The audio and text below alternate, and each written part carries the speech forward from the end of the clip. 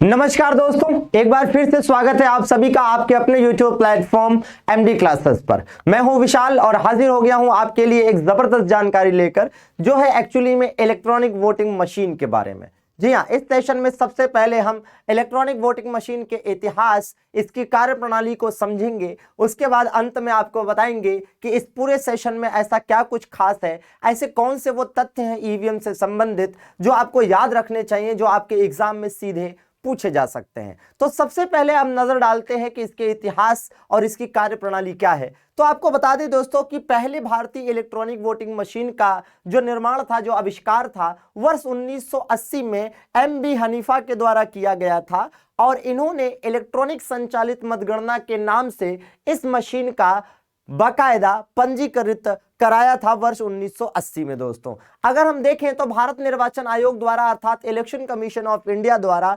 1989 में electronics corporation of India limited के सहयोग से इसका निर्माण शुरू किया गया था, इसके निर्माण का कार्य शुरू किया गया था। ईवीएम के अगर हम औद्योगिक डिजाइनर्स की बात करते हैं तो आईआईटी बॉम्बे के जो फैकल्टी मेंबर हैं, उन्होंने सबसे पहले इसका औद्योगिक डिजाइन अर्थात इंडस्ट्रियल लेवल पर इसको डिजाइन किया था। वहीं पर अगर हम बात करें कि ईवीएम क्या होता है, तो आपको यह जानना जरूरी है कि ईवीएम के दो हिस्से होते हैं, जिसमें से एक आपका कंट्रोल यूनिट होता है जो कि पीठासीन अधिकारी या फिर जो मतगणना है ना, मतदान अधिकारी होता है उसके पास होता है, जबकि इसका जो दूसरा हिस्सा होता है वो आपका वोटिंग यूनिट होता है, जो कि आप देखेंगे कि मतदान कक्ष के अंदर, पोलिंग बूथ के अंदर, मतलब जहां पर मतदान मत देने के लिए व्यक्ति जाते हैं, वोटर्स जाते हैं, वहां पर रखा होता है। ठीक है दोस्तों, तो इस प्रकार से इसके दो पार्ट हो जाते हैं, एक कंट्रोल यूनिट और दूसरा वोटिंग यूनिट। वहीं पर अगर नजर डालें कि इसका सबसे पहले भारत में प्रयोग कब हुआ,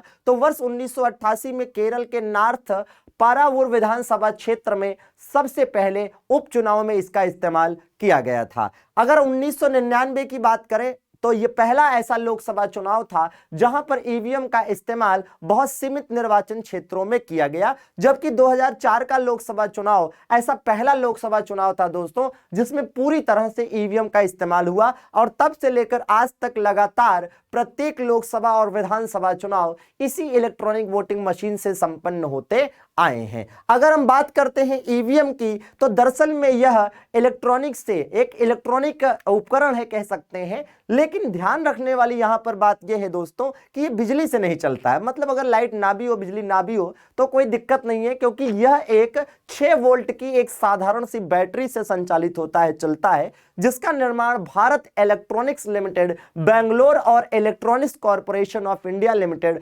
हैदराबाद के द्वारा किया जाता है। दोस्तों, एक ईवीएम में अगर हम अधिकतम बात करें कि कितने वोट पड़ सकते हैं, तो 3840 अधिकतम वोट, अधिकतम मत इसमें रिकॉर्ड किए जा सकते हैं। यहां पर यह भी जान लेना जरूरी है कि अधिकतम 64 उम्मीदवारों के लिए नाम अंकित किया जा सकता है एक ईवीएम में। यहां पर समझिएगा कि ये जो 64 वाला मामला है ये क्या है।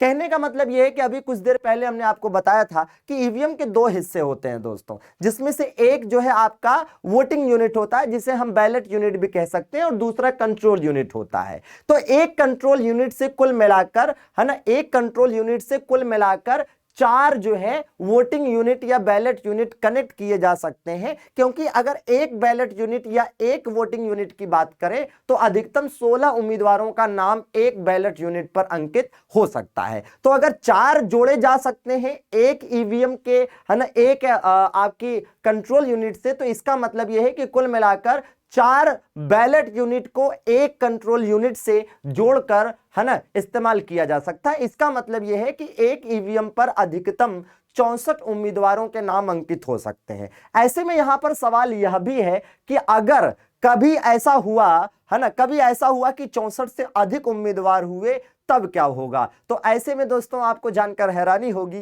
कि इलेक्शन कमीशन ऑफ इंडिया मजबूर हो जाएगा बैलेट पेपर से चुनाव कराने के लिए। अगर हम बात करते हैं ईवीएम मशीन के बटन को लेकर कि बार बार अगर दबाएं, जैसे कुछ लोगों का मन करे कि मैं तो वोट देने जाऊंगा तो बटन ही तो है, कई बार दबा दूंगा, तो यहां पर मैं बता दूं कि अगर, है ना, एक बार जैसे ही इलेक्ट्रॉनिक वोटिंग मशीन पर एक बार जैसे ही आपने बटन दबाया तो वो वहां पर है ना बंद हो जाती है। इसका मतलब ये है कि आप एक बार वोट दे ले तो दोबारा तुरंत आप वोट नहीं दे सकते। और अगर कोई ऐसा करता है कि दो बटन को एक साथ दबा दे तब भी जो है आपका ये वोट जो है ये इनवैलिड हो जाता है, आपका मतदान दर्ज नहीं होता है। इनवैलिड क्या, दर्ज ही नहीं होता है दोस्तों। इसका मतलब यह है कि हम साफ तौर पर कह सकते हैं कि ईवीएम जो है एक व्यक्ति एक vote, one person one vote के सिद्धांत को सुनिश्चित करता है, फॉलो करता है दोस्तों। अगर हम बात करते हैं वर्ष 1989-90 में क्या हुआ था कि जब ईवीएम मशीन खरीदे गए थे, मतलब आपको याद है हमने थोड़ी देर पहले बताया कि इलेक्शन कमीशन द्वारा वर्ष 1989 में इसके निर्माण को शुरू करवाया गया था। तो उस समय एक ईवीएम की जो लागत होती थी, जो लागत आती थी वो 5,500 आती थी, लेकिन आज के समय में एक ईवीएम की जो लागत है दोस्तों वे 41,000 रुपए हो चुकी है। अगर हम बात करें कि एक ईवीएम मशीन को लगभग कितने वर्षों तक इस्तेमाल किया जा सकता है, तो 16 वर्षों तक एक ईवीएम का इस्तेमाल किया जा सकता है। और आपको जानकर बेहद खुशी और अपने देश पर गर्व होगा कि हमारी इंडिया में बनी हुई इलेक्ट्रॉनिक वोटिंग मशीन का इस्तेमाल कई सारे विदेशी देश और हमारे कुछ पड़ोसी देश भी करते हैं। जैसा कि आप अपनी स्क्रीन पर देख पा रहे हैं कि नेपाल, भूटान, नामीबिया, फिजी और केन्या जैसे देशों ने हमारी इलेक्ट्रॉनिक वोटिंग मशीन को पसंद किया है, उसे हमसे खरीदा है और अपने यहां वोटिंग के लिए इसका इस्तेमाल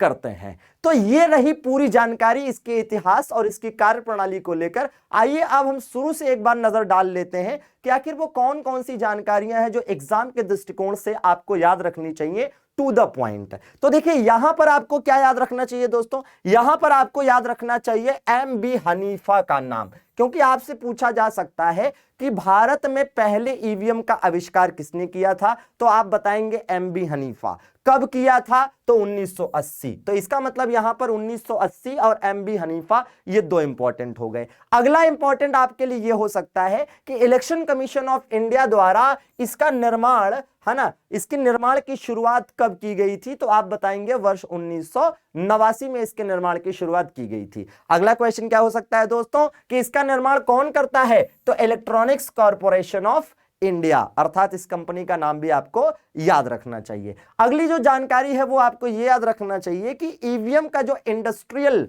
है ना, जो मतलब एक तरह से फॉर्म है, उसकी डिजाइन किसने तैयार की थी, तो आपको बताना होगा आईआईटी बॉम्बे ने। जी हां दोस्तों, आईआईटी बॉम्बे सीधा सीधा आपको बता देना है। हां, ऐसा भी क्वेश्चन हो सकता है कि इलेक्ट्रॉनिक वोटिंग मशीन के कितने पार्ट होते हैं, तो आप बताएंगे 2, जिसमें से एक होता है आपका नियंत्रण इकाई और दूसरा होता है मतदान इकाई। ठीक है, यहां स्पष्ट रूप से नियंत्रण इकाई और मतदान इकाई लिखा हुआ है। अगर हम बात करें तो यह भी एक क्वेश्चन हो सकता है कि ईवीएम का भारत में सबसे पहले इस्तेमाल कब हुआ, तो आप बताएंगे वर्ष 1998 में सबसे पहले इस्तेमाल हुआ। कहां पर इस्तेमाल हुआ, तो केरल विधानसभा में इस्तेमाल हुआ, जो कि एक उपचुनाव था नॉर्थ पारावूर है ना विधानसभा क्षेत्र में दोस्तों।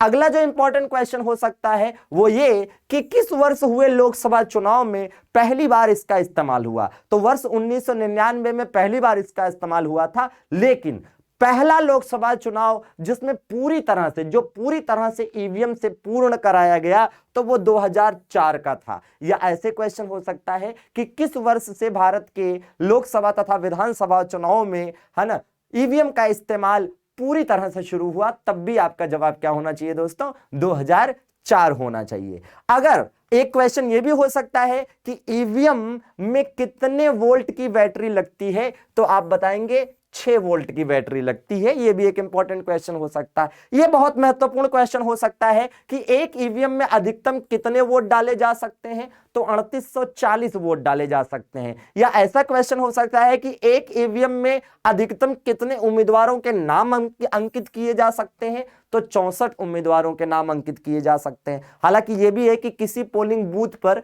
1500 से 1700 है ना मैक्सिमम क्या होते हैं, वोटर्स होते हैं, इससे ज्यादा वोटर होते नहीं हैं। ठीक है दोस्तों, अगला क्वेश्चन आपसे यह हो सकता है कि भाई है ना, यहां से हो सकता है कि अगर कभी ऐसी स्थिति होती है कि किसी विधानसभा या लोकसभा चुनाव में 64 से अधिक उम्मीदवार हैं, तो ऐसे में भारत के चुनाव आयोग के पास क्या विकल्प बचता है? तो एक ही विकल्प है कि भाई ऐसे में चुनाव कैसे कराएंगे? बैलेट पेपर से कराएंगे। इसके बाद आपसे क्वेश्चन और क्या पूछ सकता है ना? आपसे क्वेश्चन ये हो सकता है कि भाई क्या इसमें है ना ऐसा हो सकता है कि एक साथ 2 वोट डाले जाएं? तो बिल्कुल ऐसा नहीं हो सकता, स्पष्ट रूप से है। और इस तरह से आपको यह बात याद रखनी चाहिए कि यह एक व्यक्ति एक वोट के सिद्धांत को सुनिश्चित करती है। जी हां दोस्तों, और यह भी आपको याद रखना चाहिए कि लगभग कितनी लागत आती है ईवीएम की, एक ईवीएम की। तो भाई ये 41,000 सीधा सीधा है।